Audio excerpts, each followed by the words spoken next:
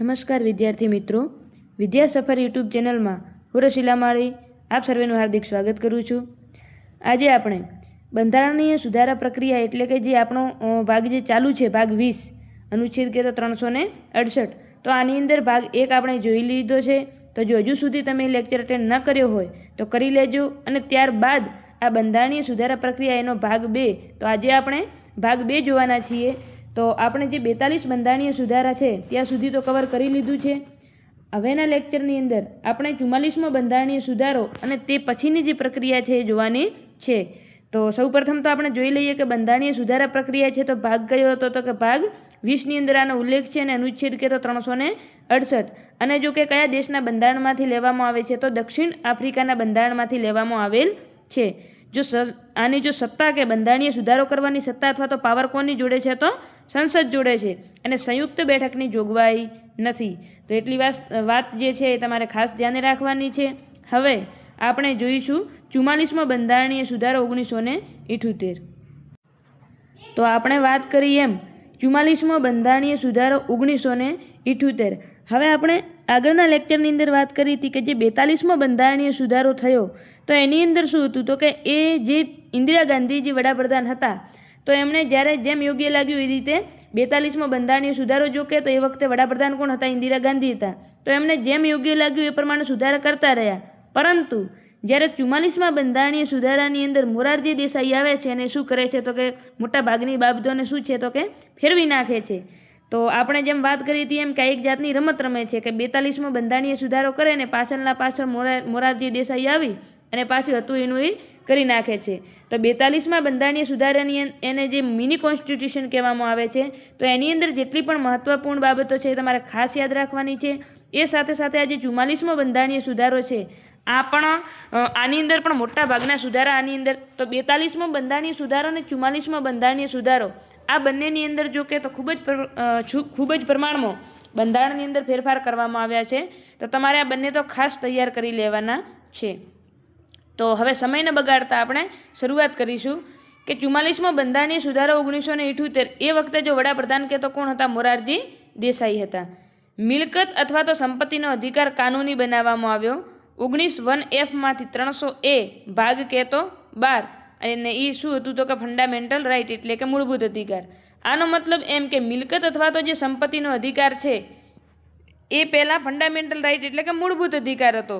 અને કયો અનુચ્છેદ હતો, તો અનુચ્છેદ કહેતો આપણને અનુચ્છેદ હતો 31. તો અનુચ્છેદ 31ની અંદર સંપત્તિના અધિકારનો ઉલ્લેખ કરવામાં આવ્યો હતો.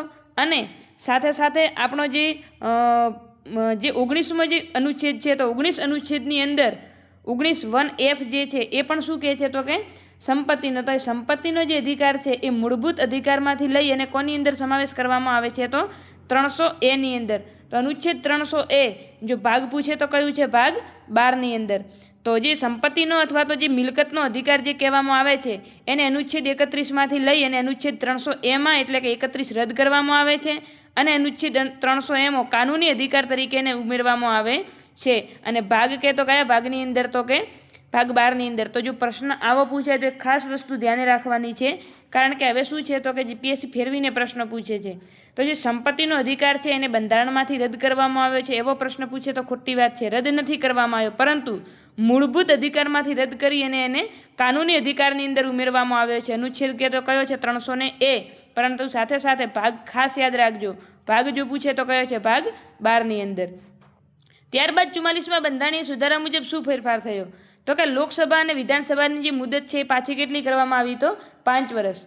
હવે જે 42મો બંધારણીય સુધારો છે એના મુજબ ઇન્દિરા ગાંધીએ લોકસભાની મુદત વધારીને કેટલી કરી દીધી હતી, તો 6 વર્ષ કરી દીધી હતી. અહીં મોરારજીએ આવી અને પાછું શું કર્યું, તો કે એમની મુદત પાછી 5 વર્ષ કરી નાખી. અનુચ્છેદ 352ની અંદર શું છે, તો કે આંતરિક અશાંતિ જે શબ્દ છે એની જગ્યાએ સશસ્ત્ર વિદ્રોહ શબ્દ વાપરી દીધો, અને કેબિનેટનો ઉલ્લેખ એટલે કે કેબિનેટની લેખિત ભલામણનો ઉલ્લેખ કરવામાં આવ્યો. તો કે આપણે જોઈએ કે જે ઇન્દિરા ગાંધી જે છે તો એણે એમના સમયની અંદર શું હતું, તો કે એમને જે રાષ્ટ્રીય કટોકટી જે લગાવી, તો એ કોના આધારે લગાવી હતી? તો કે આંતરિક અશાંતિના જગ્યાએ. તો આંતરિક અશાંતિ શબ્દ વાપરી ભાઈ શું હવે એમને 1 વર્ષ કાર્યકાળ લોકસભાનો વધારવો હોય તો કંઈક તો બહાનું કાઢવું પડે ને. તો એમણે શું કીધું કે ભાઈ આંતરિક અશાંતિ છે એમ કરીને કટોકટી લગાવી દીધી અને એક વર્ષ જે છે એ લોકસભાનું કાર્યકાળ વધારી દીધો. તો જ્યારે મોરારજી દેસાઈ આવે છે એ શું કરે છે કે ભાઈ આંતરિક અશાંતિના નામે હવે પછી ક્યારેય કટોકટી લાગશે નહીં, પરંતુ આ જે આંતરિક અશાંતિ જે શબ્દ છે એની જગ્યાએ સશસ્ત્ર વિદ્રોહ શબ્દ ઉમેરી અને એની અંદર ફેરફાર કર્યો. ત્યારબાદ બીજું શું કર્યું? તો કે જે આપણે જે રાષ્ટ્રીય જે કટોકટી જે છે એ જે લગાવવામાં આવે છે તો એ હવે પછી કઈ રીતે લગાવવામાં આવશે? તો કે જે કેબિનેટ જે છે, કેબિનેટ જે મંત્રીમંડળ જે છે તો એની લેખિત ભલામણથી. તો આ કેબિનેટ શબ્દનો ઉલ્લેખ જો આપણને પૂછે બંધારણની અંદર તો મૂળ બંધારણની અંદર કેબિનેટ શબ્દનો ઉલ્લેખ નથી, પરંતુ 44માં બંધારણીય સુધારા 1978 મુજબ અનુચ્છેદ 352ની અંદર આ શબ્દ ઉમેરવામાં આવ્યો છે. તો કેબિનેટની લેખિત ભલામણથી જ અનુચ્છેદ 352 મુજબ કટોકટી લાગુ કરી શકાશે.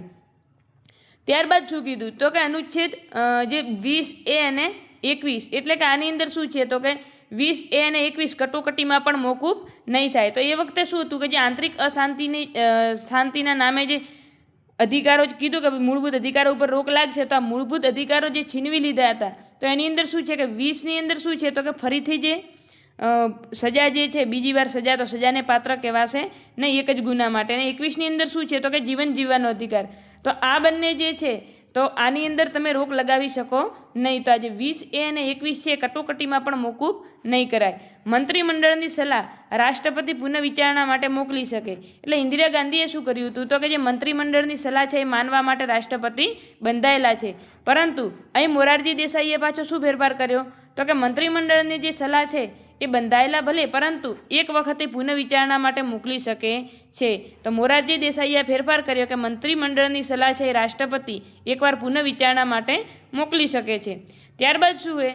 તો કે રાષ્ટ્રીય કટોકટી જે છે એ કેબિનેટની લેખિત મંજૂરીથી જ લાગુ કરી શકાશે. એ તો આપણે આગળ વાત કરી લીધી. તો જે આની અંદર મેઇન શું બાબત છે કે જે 42માં જે બંધારણીય સુધારો છે તો એ 42માં બંધારણીય સુધારાની અંદર જેટલી પણ બાબતો છે મોટા ભાગની બાબતો 44માં બંધારણીય સુધારા મુજબ શું કરવામાં આવે છે? તો કે સુધારવામાં આવે છે. તો આ 42માં બંધારણીય સુધારો અને 44માં બંધારણીય સુધારો આ બંને ઇન્દિરા ગાંધી અને મોરારજી દેસાઈ વચ્ચેની કહો તો એક જાતની શું છે?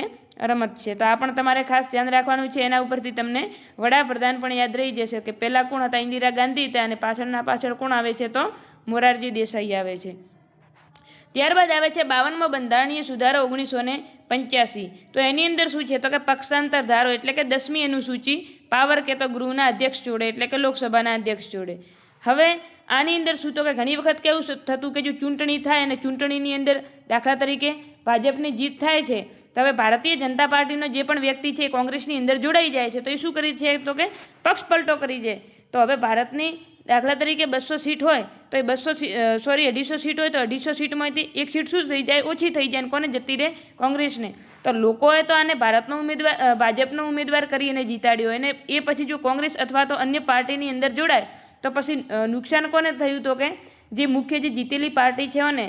તો આ 52માં બંધારણીય સુધારા મુજબ શું કરવામાં આવ્યું હતું? કે પક્ષાંતર ધારો લાવવામાં આવ્યો એટલે કે પક્ષ પલટા વિરોધી કાનૂન. તો આ પક્ષ પલટા વિરોધી કાનૂન છે એની અંદરની તમામ બાબતો કોની અંદર સમાવિષ્ટ કરવામાં આવી? તો કે 10મી અનુસૂચિમાં. તો 10મી અનુસૂચિ ઉમેરવામાં આવી કયા બંધારણીય સુધારા મુજબ? તો કે 52મો બંધારણીય સુધારો 1985. અને 10મી અનુસૂચિ કોના માટે છે? તો કે પક્ષાંતર ધારો એટલે કે પક્ષ પલટા વિરોધી કાયદા માટે. હવે આ જે પક્ષાંતર ધારો છે આના માટેની જે સત્તા જે છે કોની જોડે છે? તો કે ગૃહના અધ્યક્ષ એટલે કે લોકસભાના અધ્યક્ષ જોડે છે. અને મુખ્ય બાબત તો શું છે? તો કે એક એવો કિસ્સો બની ગયો છે આયારામ અને ગયારામનો કે જે આયારામ નામનો જે વ્યક્તિ હોય છે તો એ શું કરે છે? તો કે કંઈક થોડા જ દિવસોની અંદર કંઈક 10થી 15 વખત કંઈક પાર્ટીને ફેરબદલી કરી નાખે છે અને એના માટે કરી અને પછી આ કાયદો લાવવામાં આવે છે. તો એના માટે કરીને એનું નામ પણ આયારામ કે ગયારામ પડી જાય છે આના ઉપરથી. તો એ માટે કરી અને 52મો બંધારણીય સુધારો લાવવામાં આવે છે અને 10મી અનુસૂચિ જોડવામાં આવે છે. ત્યારબાદ આવે છે 56મો બંધારણીય સુધારો 1987. એની મુજબ શું છે? તો ગોવાને પૂર્ણ રાજ્યનો દરજ્જો મળે છે. 61મો બંધારણીય સુધારો 1989 મુજબ શું છે? તો કે અનુચ્છેદ 326ની અંદર જે આપણે મત આપવાની ઉંમર છે એને 21થી વધારીને કેટલા વર્ષ કરવામાં આવે છે? તો કે 18 વર્ષ કરી દેવામાં આવે છે. તો 21થી ઘટાડી અને 18 વર્ષ કરી દેવામાં આવે છે. તો 61મો બંધારણીય સુધારો ખાસ યાદ રાખજો કે આપણને જો પૂછે કે મતદાનની ઉંમર 21થી ઘટાડી અને 18 વર્ષ ક્યારે કરવામાં આવે છે? તો 61મો બંધારણીય સુધારો 1989 મુજબ. 69મો બંધારણીય સુધારો 1991. આની અંદર શું છે? તો કે દિલ્હીને રાષ્ટ્રીય રાજધાની પ્રદેશ ઘોષિત કરવામાં આવે છે. કયા બંધારણીય સુધારા મુજબ? તો કે 69મો બંધારણીય સુધારો 1991 મુજબ દિલ્હીને રાષ્ટ્રીય રાજધાની પ્રદેશ જાહેર કરવામાં આવે છે. અનુચ્છેદ 2 ઉમેરવામાં આવે છે. કયા કયા? તો કે અનુચ્છેદ 339 AA અને અનુચ્છેદ 339 AB. તો આ પણ ખાસ ધ્યાન રાખજો. દિલ્હીમાં વિધાનસભા અને મંત્રી પરિષદનું પણ પ્રાવધાન કરવામાં આવ્યું છે. તો જો દિલ્હીની અંદર એ ભલે કેન્દ્ર શાસિત પ્રદેશ છે, પરંતુ દિલ્હીની અંદર વિધાનસભા પણ છે અને આજે મંત્રી પરિષદ જે છે એનું આયોજન કઈ જગ્યાએ? તો કે દિલ્હીની અંદર છે.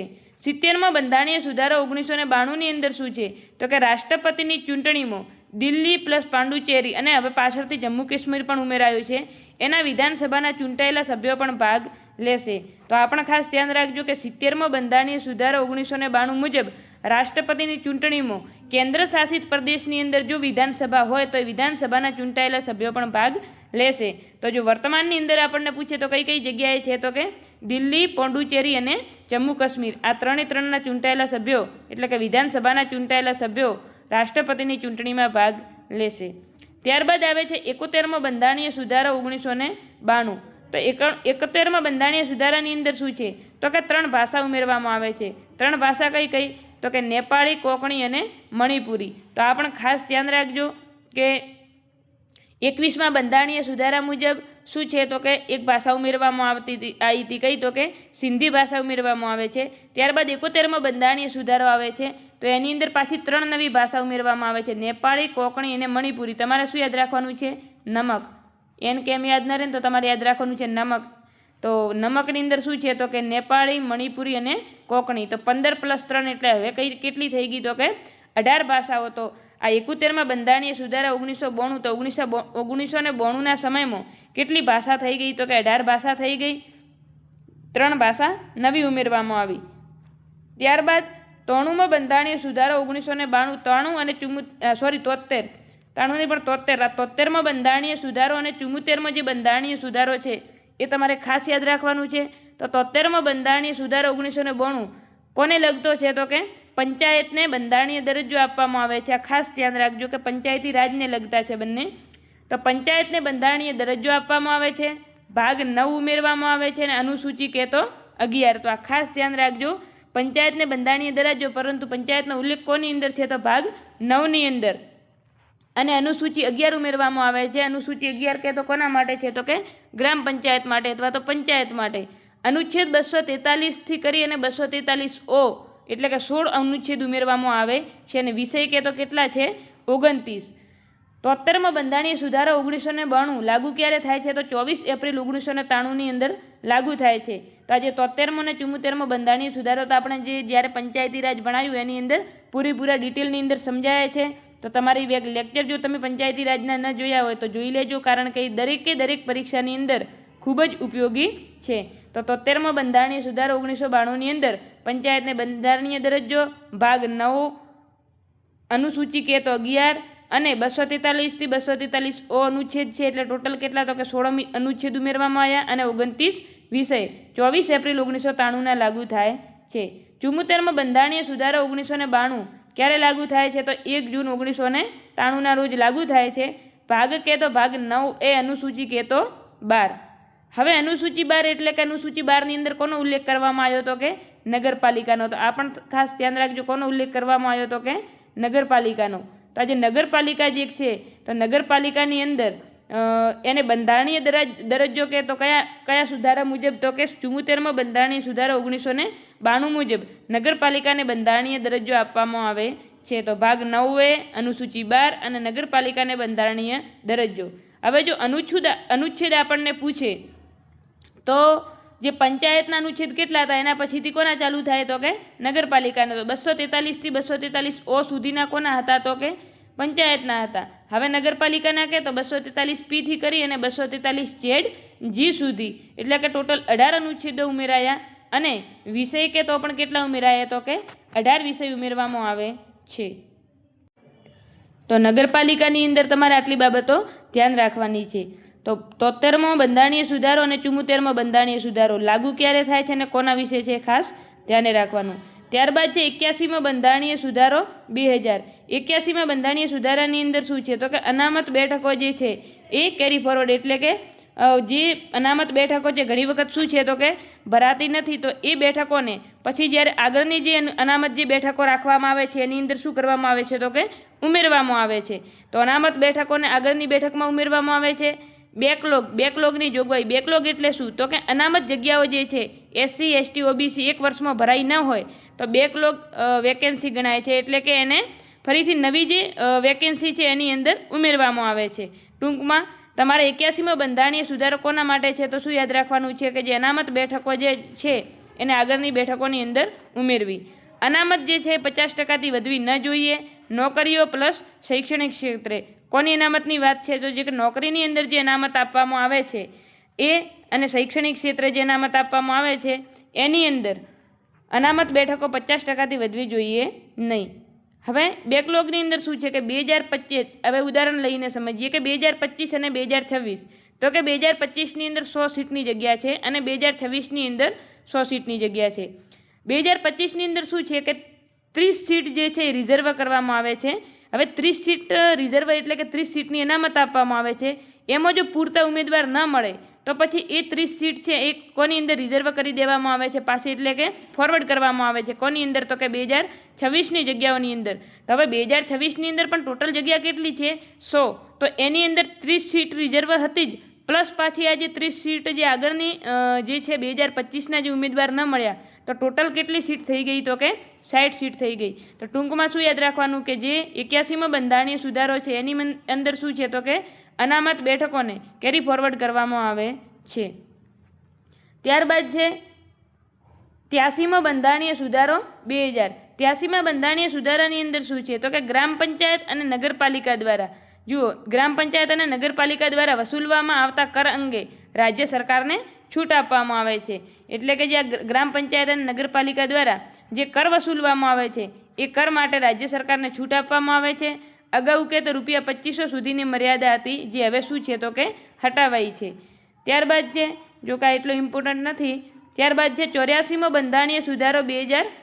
તો 84મો બંધારણીય સુધારા 2001 મુજબ લોકસભા અને વિધાનસભાની બેઠકો 2026 સુધી સ્થિર રહેશે. હવે જ્યારે નવી ચૂંટણી જ્યારે થશે એ નવી ચૂંટણીની અંદર એ લોકોએ જે નિર્ણય લેવો હોય લઈ શકે, પરંતુ એની જો મુદત કે તો કેટલા સુધી તો કે 2026 સુધીની આપવામાં આવી હતી. તો 84મા બંધારણીય સુધારા તમારે ખાસ યાદ રાખવાનો છે. 84મા બંધારણીય સુધારા 2001 મુજબ લોકસભા અને વિધાનસભાની બેઠકો 2026 સુધી સ્થિર કરવામાં આવી હતી. ત્યારબાદ છે 86મો બંધારણીય સુધારો 2002. એની અંદર શું છે તો અનુચ્છેદ 21A અને અનુચ્છેદ 21A અને 11મો જે મૂળભૂત અધિકાર જે છે, મૂળભૂત ડ્યુટી એટલે કે મૂળભૂત ફરજ જે છે એની અંદર શું છે રાઇટ ટુ એજ્યુકેશન. જુઓ, 86મો બંધારણીય સુધારો 2002 મુજબ શું છે તો કે શૈક્ષણિક જે અધિકાર છે એને કયો અધિકાર બનાવવામાં આવ્યો તો કે મૂળભૂત અધિકાર બનાવવામાં આવ્યો. કયા અનુચ્છેદની અંદર તો કે અનુચ્છેદ 21A જોડવામાં આવ્યો. અને જે 11મી જે ફરજ છે જે મૂળ બંધારણની અંદર કેટલી લાગુ, મૂળ બંધારણમાં તો છે જ નહીં, પરંતુ જ્યારે ભાગ 4 જ્યારે લાગુ કરવામાં આવ્યો એ વખતે કેટલી તો કે 10 ફરજો ઉમેરવામાં આવી હતી. અને પાછળ જ્યારે 86મો બંધારણીય સુધારા મુજબ 11મી ફરજ ફરીથી ઉમેરવામાં આવે છે કે કોઈ પણ 6 થી 14 વર્ષના બાળકને પાલ્ય અથવા તો તેમના માતા પિતા છે એ પ્રાથમિક શિક્ષણ અપાવશે. આવી જે કંઈક ફરજ છે તો 11મા નંબરની જે ફરજ છે એ અને અનુચ્છેદ 21A ઉમેરવામાં આવે છે રાઇટ ટુ એજ્યુકેશન માટે. તો એ પણ ખાસ ધ્યાન રાખજો.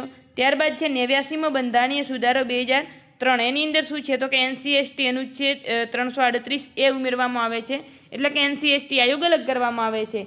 જે NC/SC અને NC/ST જે આયોગ હતા એની અંદરથી આયોગ અલગ કરવામાં આવે છે. અને કયો અનુચ્છેદ ઉમેરવામાં આવે છે તો 338A. ત્યારબાદ આવે છે 91મો બંધારણીય સુધારો 2003. મંત્રીમંડળનો આકાર કે તો લોકસભાના 15%થી વધુ નહીં અને 12 સભ્યોથી ઓછું નહીં. તો આ પણ ખાસ ધ્યાન રાખજો કે આની અંદર એક સીમા નિર્ધારિત કરી દેવામાં આવી કે જે મંત્રીમંડળ હોય છે જે એનો આકાર લોકસભાના જે સભ્યો છે એના 15%થી વધવું જોઈએ નહીં, અને સાથે સાથે 12 સભ્યો જે છે એનાથી ઓછું પણ ન હોવું જોઈએ. જો 15% તમે સભ્યો ન કરી શકો તો 12 સભ્યોથી તો ઓછું ન જ હોવું જોઈએ. તો એ પણ ધ્યાન રાખજો. અપવાદ કે તો દિલ્હીની અંદર છે કેટલું, તો કે 10%. તો દિલ્હીની અંદર જે છે એ કેટલી છે કે 10%. તો કે મંત્રીમંડળનો આકાર લોકસભાના 15%થી વધુ ન હોવો જોઈએ, અને 12 સભ્યો તો છે ને, પરંતુ દિલ્હીની અંદર કે તો લોકસભાની અંદર કેટલા ટકા સીટ રિઝર્વ છે, તો કે 10%. લોકસભા અને વિધાનસભાની સરખામણી, લોકસભાની 15% અને વિધાનસભાની અંદર કે તો પણ 15%. એટલે કે જો લોકસભાની 15% છે તો વિધાનસભાની અંદર પણ કેટલું રહેશે, તો કે 15%. 92માં બંધારણીય સુધારો 2003ની અંદર શું છે, તો કે BDMS એટલે કે બોડો, ડોગરી, મૈથિલી, સંથાલી 4 ભાષા ઉમેરવામાં આવે છે. તો જે 18 ભાષાઓ હતી એની અંદર ફરીથી 4 ભાષાઓ નવી ઉમેરવામાં આવે છે, અને ટોટલ કેટલી બંધારણીય ભાષા થઈ જાય છે, તો 22. તો વર્તમાનની અંદર જો આપણને પૂછે હાલ બંધારણની અંદર કેટલી ભાષાઓનો ઉલ્લેખ છે, તો 22 ભાષા આવશે. મૂળ બંધારણની અંદર કે તો કેટલી છે, તો કે 14 ભાષા આવશે, અને 3 બંધારણીય સુધારા થાય છે એની અંદર બાકીની જે 8 ભાષાઓ છે ઉમેરવામાં આવે છે. તો અનુસૂચિ 8ની અંદર 18 પ્લસ હવે જે 4 ઉમેરાઈ, ટોટલ કેટલી, તો કે 22 ભાષા થઈ ગઈ. કઈ રીતે યાદ રાખવાનું, તો કે મિસ્ટરને બીડી આપો, એટલે કે તમારે આમ યાદ રાખવાનું BDMS એટલે બોડો, ડોગરી, મૈથિલી ને સંથાલી. તો 92માં બંધારણીય સુધારો ખાસ યાદ રાખજો. ત્યારબાદ આવે છે 93માં બંધારણીય સુધારો 2005. તો 93માં બંધારણીય સુધારા 2005ની અંદર શું ઉલ્લેખ કરવામાં આવ્યું, તો કે શિક્ષણ સંસ્થાઓમાં SC, ST, OBC માટે અનામત. શિક્ષણ સંસ્થાઓમાં SC, ST અને OBC માટેની જે અનામત છે એ કયા બંધારણીય સુધારા મુજબ આપવામાં આવે છે, તો 93માં બંધારણીય સુધારો 2005 મુજબ. આની અંદર ખાનગી સંસ્થાઓ પણ સામેલ છે, પરંતુ લઘુમતી સંસ્થાઓ સામેલ નથી. તો આ પણ ખાસ ધ્યાન રાખજો, ખાનગી સંસ્થાઓ સામેલ છે, લઘુમતી સંસ્થાઓ સામેલ નથી. 97માં બંધારણીય સુધારો 2011. 97માં બંધારણીય સુધારા 2011ની અંદર ભાગ 9B સહકારી સમિતિઓને લગતો છે. અનુચ્છેદ 243 ZH થી 243 ZT અને અનુચ્છેદ 43B સામેલ સહકારી સમિતિ. હવે જુઓ એની અંદર શું છે, તો કે 97માં બંધારણીય સુધારો પણ તમારે ખાસ યાદ રાખવાનો છે. વેરી મોસ્ટ IMP છે. જુઓ 42મો છે, 44મો છે, 61મો છે, 89મો છે, પછી આ 97મો છે, એ તમારે ખાસ યાદ રાખવાના છે. તો 97મો જે બંધારણીય સુધારો જે છે એની અંદર શું છે, તો કે ભાગ 9B ઉમેરવામાં આવે છે. ભાગ 9B કોને લગતો છે, તો કે સહકારી સમિતિઓ. હવે 73મો અને 74મો જે બંધારણીય સુધારો છે ભાગ 9 અને ભાગ 9A ઉમેરવામાં આવે છે પંચાયત અને નગરપાલિકા માટે. તો એ પણ ખાસ ધ્યાન રાખવાનું છે. અને સાથે સાથે હવે આ 9B જે છે એ 97માં બંધારણીય સુધારા મુજબ ઉમેરાય છે. કોના માટે છે, તો કે સહકારી સમિતિઓ. તો કે સહકારી સમિતિઓને બંધારણીય દરજ્જો કયા બંધારણીય સુધારા મુજબ મળે છે, તો કે 97માં બંધારણીય સુધારો 2011 મુજબ. અનુચ્છેદ કેટલા ઉમેરાય છે, તો કે અનુચ્છેદ ZG સુધી તો પહેલાંની અંદર હતા જ. હવે શું આવશે, તો કે H. તો 243H થી 243 ZT, 243 ZH થી 243 ZT સુધીના અનુચ્છેદ ઉમેરાય છે. અને બીજો એક અનુચ્છેદ 43B પણ ઉમેરાય છે. તો આ 43B કોને લગતો છે, તો કે સહકારી સમિતિઓને લગતો. ત્યારબાદ આવે છે 99માં બંધારણીય સુધારો 2014. કોના માટે, તો કે NJSC. જે આપણે જે વર્તમાનની અંદર જે કોલેજિયમ પદ્ધતિથી કોર્ટની અંદર, સુપ્રીમ કોર્ટની અંદર જે નિર્ણય લેવાય છે, તો શું કર્યું હતું, તો કે એમની જગ્યાએ એમણે NJSC કાયદો લાવે છે, પરંતુ એ શું કરે છે, તો કે રદ કરવામાં આવે છે. તો બંધારણીય સુધારા અત્યાર સુધી જેટલા થયા છે એની અંદર માત્ર ને માત્ર 99મો બંધારણીય સુધારો એવો છે કે જે બંધારણીય સુધારો થયા પછી પણ એને શું કરવામાં આવ્યો છે, તો કે રદ કરવામાં આવ્યો છે. તો આ ખાસ ધ્યાન રાખજો. જો પ્રશ્ન પૂછાય કે અત્યાર સુધીમાં કયો બંધારણીય સુધારો રદ કરેલ છે, તો કે 99મો બંધારણીય સુધારો 2014. ત્યારબાદ આવે છે 100મો બંધારણીય સુધારો. તો હવે 100થી કરી અને 106 સુધી તમામ યાદ રાખવાના છે. 100મો બંધારણીય સુધારો કોના માટે છે, તો કે ભારત અને બાંગ્લાદેશ વચ્ચે જે 3 વીઘા કોરિડોરનો જે પ્રશ્ન હતો એના માટે કરીને MOU થાય છે. તો 3 વીઘા કોરિડોરનો જે પ્રશ્ન છે એની અંદર સોલ્વ કરવામાં આવે છે. કોની વચ્ચે, તો કે ભારત અને બાંગ્લાદેશ વચ્ચે MOU થાય છે. કયો બંધારણીય સુધારો, 100મો બંધારણીય સુધારો 2015 મુજબ. ત્યારબાદ છે 101મો બંધારણીય સુધારો 2016. તો 101માં બંધારણીય સુધારા મુજબ GST. આ પણ ખાસ યાદ રાખવાનું છે. વેરી મોસ્ટ IMP પ્રશ્નો. તો જે GST જે છે એ લાગુ કે તો ક્યારે થાય છે? 1 જુલાઈ 2017ની અંદર. તો લાગુ 1 જુલાઈ 2017માં થાય છે. જો એક્ટ પૂછે તો 2016ની અંદર આવે છે. One nation one tax one market. આ ખાસ ધ્યાન રાખજો. શું ટેગલાઇન છે? વન નેશન વન ટેક્સ અને વન માર્કેટ. એટલે કે આખા દેશની અંદર જો કહેવા જઈએ તો એક વસ્તુ ઉપર કેટલી જીએસટી જેટલી અહીં લાગે છે એટલી જ ત્યાં લાગશે. એટલે જીએસટીનો મતલબ શું? Goods and service tax. એટલે કે બધી જ વસ્તુ ઉપર સમાન ટેક્સ. નહીંતર પહેલાં શું હતું તો કે અમુક વસ્તુ ઉપર આપણે ગુજરાતની અંદર અલગ ટેક્સ હોય, મહારાષ્ટ્રની અંદર જોઈએ તો અલગ ટેક્સ હોય, કર્ણાટકની અંદર જઈએ તો અલગ ટેક્સ અથવા તો કર હોય. તો હવે કેન્દ્ર સરકારે શું કર્યું તો કે જે જીએસટી જે છે તો એને એક જ કરી દીધું. એટલે કે એક વસ્તુ કોઈ પણ ભારત દેશની અંદર કોઈ પણ જગ્યાએ લેવા જોઈએ એટલે એના ઉપર એક સરખું જ કર લાગશે. તો 101માં બંધારણીય સુધારો 2016ની અંદર જીએસટી લેવામાં આવે છે. લાગુ કે તો 1 જુલાઈ 2017ની અંદર થાય છે. ત્યારબાદ આવે છે સુધારો આવે છે 102માં બંધારણીય સુધારો 2018. તો 102માં બંધારણીય સુધારો 2018ની અંદર શું છે તો કે એનસીબીસી આયોગ. એટલે આપણે જોયું કે એસટી એનામાંથી અલગ કરી અને એનસીએસસી જે હતો તો એની અંદર એસટી પછી અલગ કરે છે. હવે કયું આવ્યું છે? એનસીબીસી. એટલે કે 338, 338A અને હવે છે 338B. તો પેલામાંથી પણ આ એનસીબીસી આયોગ શું કરે છે તો કે national commission four backward classes. તો આની અંદર શું છે તો કે જે આ અલગ કરવામાં આવે છે આયોગ અલગ 102માં બંધારણીય સુધારા મુજબ એનસીબીસી આયોગ અલગ કરવામાં આવે છે. કયો અનુચ્છેદ ઉમેરવામાં આવે છે? તો અનુચ્છેદ 338B. કેટલા સભ્યો હોય છે તો કે 1 અધ્યક્ષ હોય છે, 1 ઉપાધ્યક્ષ હોય છે અને 3 અન્ય સભ્યો. ટોટલ કેટલા તો કે 5 સભ્યોનો સમાવેશ કરવામાં આવે છે. વર્તમાનની અંદર કે તો બંધારણીય દરજ્જો છે પહેલાં કયું હતું તો કે વૈધાનિક. એટલે આપણને ખબર છે કે કોઈ પણ એક્ટ દ્વારા જ્યારે કોઈ આયોગ બનાવવામાં આવે છે અથવા તો કોઈ પણ સંસ્થાની રચના કરવામાં આવે છે તો એ કેવી તો કે વૈધાનિક સંસ્થા કહેવાય છે, સંવિધાનિક નહીં. તો આ પણ ખાસ ધ્યાન રાખજો કારણ કે એક્ટ દ્વારા બનેલ છે. તો જે આ એનસીબીસી જે આયોગ છે 1993ના એક્ટ દ્વારા એનસીબીસી આયોગ બને છે. પરંતુ એને જો બંધારણીય દરજ્જો કે એટલે કે અનુચ્છેદ 338Bની અંદર ક્યારે જોડવામાં આવે છે તો 102માં બંધારણીય સુધારા મુજબ જોડવામાં આવે છે. કઈ સમિતિ હોય છે તો કે હંસારામ ગંગારામ આહિર. તો આ પણ ખાસ ધ્યાન રાખજો. ત્યારબાદ છે 103માં બંધારણીય સુધારો 2019. તો 103માં બંધારણીય સુધારા 2019ની અંદર ઈડબ્લ્યુએસને 10% અનામત, અનુચ્છેદ 15(6)(16)(6) જોડવામાં આવે છે.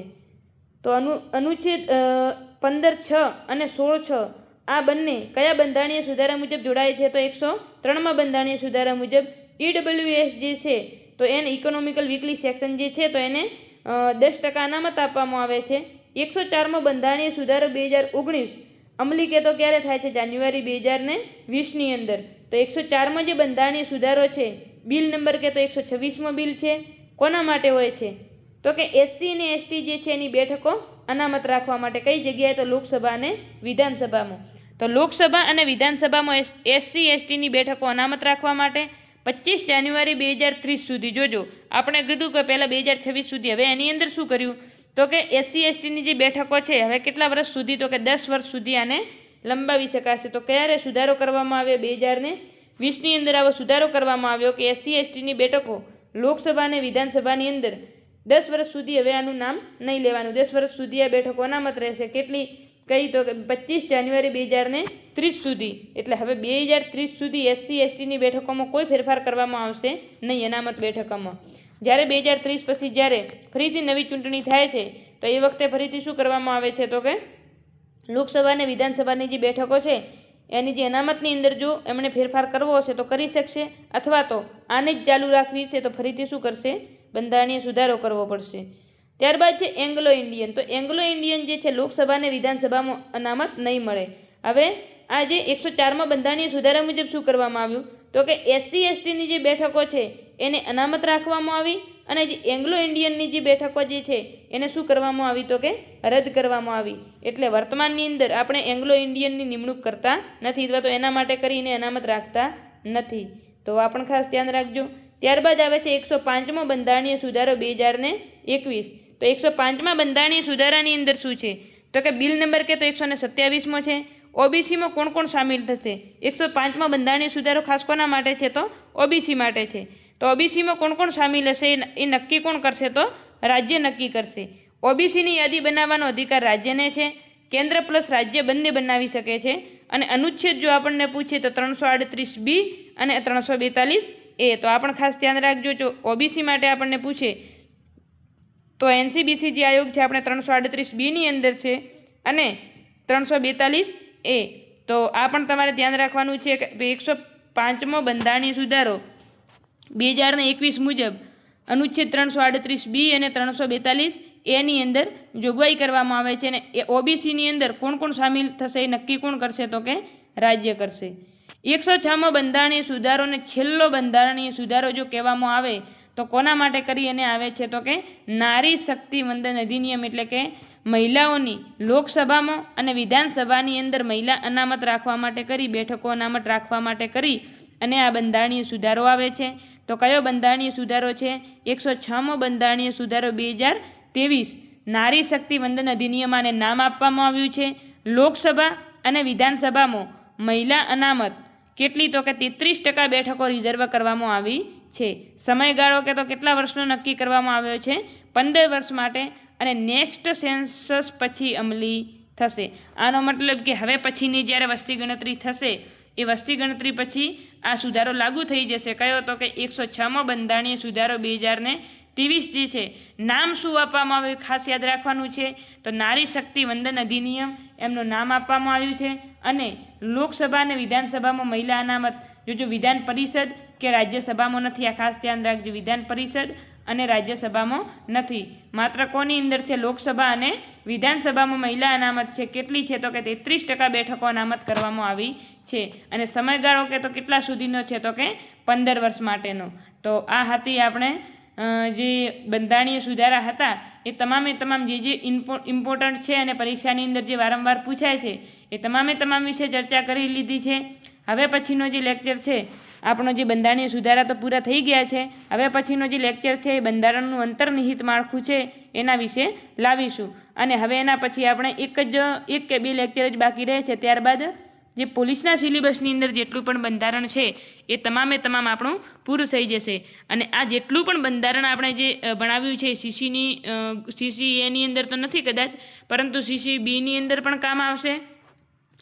આજે બીજી પરીક્ષા જે છે એની અંદર પણ કામ આવશે. અને PSI તથા સાથે સાથે અન્ય જે સ્પર્ધાત્મક પરીક્ષાઓ છે એ તમામને ધ્યાનમાં રાખી અને આ કન્ટેન્ટ ચલાવેલ છે. તો જે આપણે ગુજરાત સરકારની તમામ પરીક્ષાઓમાં જેની અંદર બંધારણ પૂછાય છે એ દરેક પરીક્ષાઓ માટે ખૂબ જ ઇમ્પોર્ટન્ટ ટોપિક છે. અને આજે તમામ લેક્ચરો જે છે એને ધ્યાનમાં રાખીને બનાવવામાં આવ્યા છે. તો તમે લોકો આ જે લેક્ચર છે એની જે PDF સ્વરૂપે જે આપણે હેન્ડરાઇટિંગ સ્વરૂપે જે ભણાવીએ છીએ તો આની અંદરથી નોટ જરૂર બનાવજો અને વારંવાર એને રિવાઇઝ કરજો. તો બંધારણની અંદર તમારે વાંધો આવે નહીં. આઈ હોપ કે દરેકને વિડીયો લેક્ચર ગમ્યો હશે. જો વિડીયો ગમ્યો હોય તો વિડીયોને લાઇક કરો, ચેનલને સબસ્ક્રાઈબ ચોક્કસથી કરો અને તમારા મિત્રો સુધી વધુમાં વધુ શેર કરો. જય હિન્દ, જય ભારત.